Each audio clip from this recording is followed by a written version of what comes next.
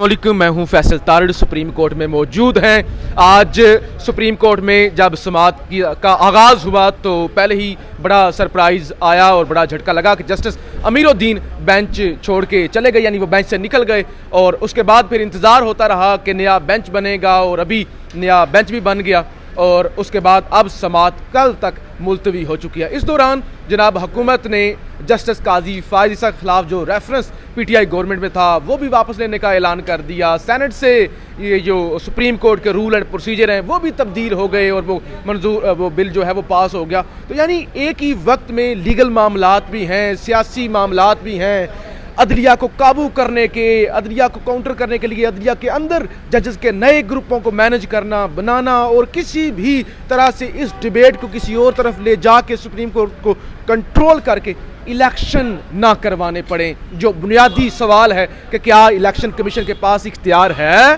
कि वो आगे डेट कर सकता है। और ये जो सारा एक ड्रामा लगा हुआ है, पूरी कौम की नज़रें इस पर हैं। और इस सारी सूरत हाल में जो पॉजिटिव चीज़ है कि चीफ जस्टिस उमर अता बंदयाल बहुत ज़्यादा दबाव के बावजूद, प्रेशर के बावजूद डटे हुए हैं। वसीम मलिक सारा दिन यहाँ पे ही होते हैं, सुप्रीम कोर्ट की रिपोर्टिंग करते हैं।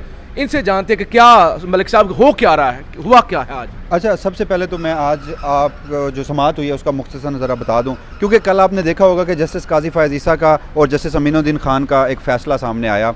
उस फैसले में उन्होंने आइन के आर्टिकल 184 की ज़ालिश 3 के तहत जो चीफ़ जस्टिस के पास सवाबदीदी अख्तियारात हैं वो इस्तेमाल करते हैं, उन्हें तब तक रोका जब तक उन्होंने कहा कि एक फुल कोर्ट बनाया जाए और उसमें रूल्स जो सुप्रीम कोर्ट ऑफ पाकिस्तान के 1981 में बनाए गए थे उसे अमेंड किया जाए और ये जो वन मैन शो है उसे ख़त्म करके सवाबदीदी अख्तियार सुप्रीम कोर्ट ऑफ पाकिस्तान को पूरे को दिया जाए। एक आपका काफ़ी, मैं छोटा सा इसी में सवाल कर दूँ, आपका काफ़ी तजर्बा हो गया यहाँ पे।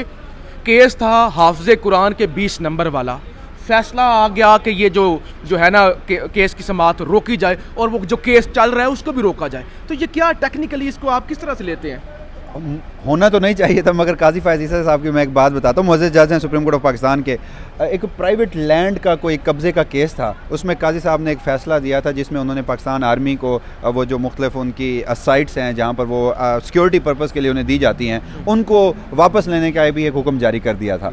तो आज जो जस्टिस अतर वहीद साहब हैं जिन्होंने डिसेंट किया था, इख्तिलाफी नोट लिखा था कल के उस फैसले में, वो हाफ़िज़ कुरान का एक वो मामला था 20 नंबर इजाफी देने का, आज अपने उन्होंने डिसेंटिंग नोट में भी यही लिखा है कि इस मुकदमे में ये फैसला नहीं बनता था, लिहाजा मैं इस फैसले से इख्तिलाफ करता हूँ। तो खैर अब फिर आज क्या हुआ, अब देखिए आज जस्टिस अमीनुद्दीन खान ने रिक्यूज़ करना ही था, यानी अगर वो इस बेंच में बैठते तो अपने वो कल वाले फैसले की खिलाफ वर्जी कर रहे होते। तो आज सुबह उन्होंने रिक्यूज़ कर दिया, मगर बड़ा इंतज़ार करना पड़ा। अब सिर्फ इतना अदालती हुक्मनामा बताया गया है, उसमें सिर्फ इतना कहा गया है कि जी वो बेंच बनाया जाएगा जिसमें जस्टिस अमीनुद्दीन खान मौजूद नहीं होंगे, और बेंच कौन सा होगा ये भी कल फैसला होगा, मगर कल समाअत भी 11:30 बजे नहीं, कुछ इस तरह की भी खबरें हैं जो आ रही हैं कि देखें जी सिर्फ जस्टिस अमीनुद्दीन साहब नहीं होंगे, बाकी वही जो पहले वाला बेंच था वही कंटिन्यू करेगा। मुमकिन तौर पर 4 रुकनी बेंच भी बन सकता है जो बाकी हैं, अगर क्योंकि एक नया बेंच तश्कील दिया जाता है, कोई जज नए ऐड किए जाते हैं, तो फिर जो केस की समाअत है वो इनिशियल लेवल से शुरू होगी, वो 0 से फिर शुरू होगी। और मुमकिन तौर पर 3 रुकनी भी आ सकता है कि अगर देखें एक और क्राइसिस भी शुरू हो सकता है कि बेंच बैठे वो केस की समाअत करे और थोड़ा सा आगे जाकर जैसे जमाल खान मंदोकिल रिक्यूज़ कर दें। नहीं, जो बुनियादी मामला है वसीम मलिक साहब, बुनियादी मामला ये है कि सदर की जो सवाल है कि सदर ने एक डेट दी है, क्या इलेक्शन कमीशन वो डेट आगे कर सकता है? क्या इलेक्शन कमीशन इलेक्शन को इतना आगे लेके जा सकते हैं, इलेक्शन खुद डेट दे सकता है?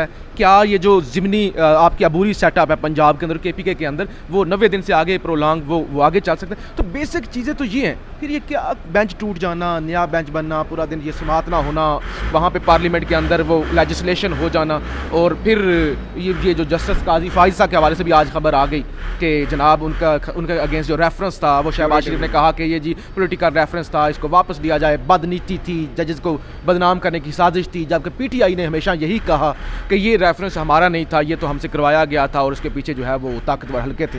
खैर पीटीआई भी इतनी मासूम नहीं कि अगर उनसे ये काम करवाया गया था तो उन्होंने सोचना चाहिए था। अगर दूसरा सवाल जहाँ तक आपने किया, देखें इंतखाबात से भागने के लिए इन्होंने क्या कुछ नहीं किया। मुझे एक बात बताइए, बड़ी बदकिस्मती की बात है, लोग इस तरफ बात नहीं कर रहे कि यार जजेस की कुछ नज़रियाती तकसीम है सुप्रीम कोर्ट ऑफ पाकिस्तान में, नो डाउट बहुत पहले से है। اس میں وہ چیمبر کی لڑائی کو اب آپ عدالتی فیصلوں میں لے کر آئے ہیں اور کھلی عدالت میں لے کر آئے ہیں. اب کل کی سماعت کا میں اگر آپ کو احوال بتاؤں تو justice Jamal Khan Mandokhel election commission کے وکیل کو کہہ رہے ہیں فیصلہ 4-3 کا تھا, آپ نے 3-2 والا فیصلہ کیوں مانا؟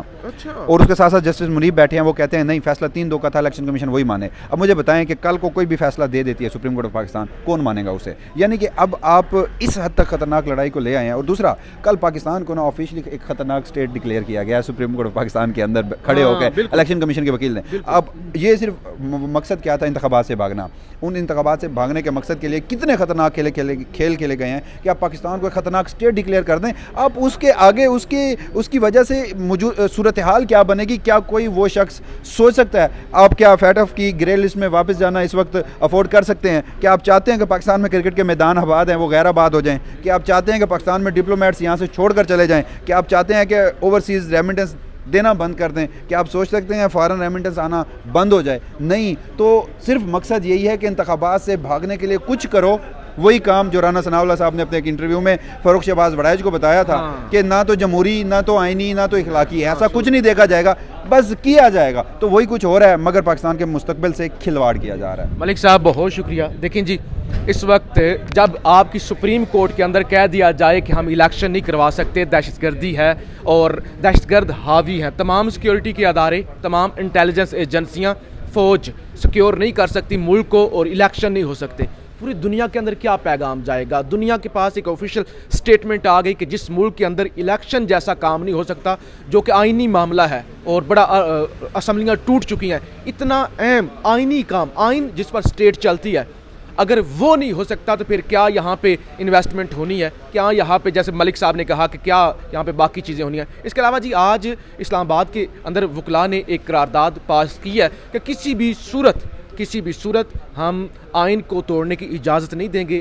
آئین کی بالادستی کے لیے تمام وکلاء کھڑے ہوں گے. کل لاہور کے اندر بھی اسی طرح کا ایک اجلاس ہوا تھا, خان صاحب کی بھی وکلاء سے اور تقریباً 300 کے قریب سیشن ججز سے ملاقاتیں ہو رہی ہیں. تو یہ ساری مختصر صورتحال یہ ہے کہ ایک طرف تو یہ سارا کچھ مینج کرنے کی کوشش کی جا رہی ہے, گرفتاریاں ہو رہی ہیں اور کچھ ججز کو فیور دی جا رہی ہیں, کسی کو دبایا جا رہا ہے, کوئی آڈیو ویڈیو لگا کے ایک طرف پورا منصوبہ بنایا جا رہا ہے کہ الیکشن نہ ہوں, پورا منصوبہ بنایا جا رہا ہے عدالتوں کو یرغمال بنا لیا جائے, اور دوسری طرف P T I, chairman P T I اور خاص طور پہ پاکستان کے اندر آئین کی بالادستی اور آئین سے محبت کرنے والے جو لوگ ہیں وہ بھی کھڑے ہوتے ہوئے نظر آ رہے ہیں. اور اب مقابلہ ہے کہ وہ غیر آئینی قوتیں اور غیر آئینی لوگ جو اس وقت آئین کو روند رہے ہیں صرف اپنے آپ کو بچانے کے لیے, اور وہ سب کچھ بھول چکے ہیں, اور دوسری طرف وہ تمام لوگ جو ملک کو آئین کے تابع رکھنا چاہتے ہیں, آئین کے مطابق چلانا چاہتے ہیں. اور اس سارے معاملے کے اندر جو سب سے پازیٹیو اور اچھی خبر ہے کہ یہاں پہ بیٹھے ہوئے چیف جسٹس, ان پہ بڑا دباؤ ہے. بہت زیادہ خبریں آتی ہیں کہ جی ان سے استعفیٰ مانگا جا رہا ہے, اور کچھ ایک امریکی صحافی نے کہا بھی پاکستان کے اندر 2 سال تک الیکشن نہیں ہو رہے, اس طرح کی بھی خبریں چل رہی ہیں. اس کے باوجود چیف جسٹس عمر عطا بندیال صاحب کھڑے ہوئے ہیں, پوری قوم ان کے ساتھ کھڑی ہوئی ہے, پورا ملک ان کے ساتھ کھڑا ہوا ہے, اور پورے پاکستان کی نظریں اس وقت اس بلڈنگ پر ہیں کہ یہاں سے پاکستانیوں کو انصاف ملے گا, آئین نہیں ٹوٹے گا, اور اس عمل کا دوبارہ آغاز نہیں ہوگا جس وجہ سے پاکستان کے اندر 4 مارشل لا لگ گئے. آپ رائے کا اظہار ضرور کیجیے گا. پاکستان زندہ باد.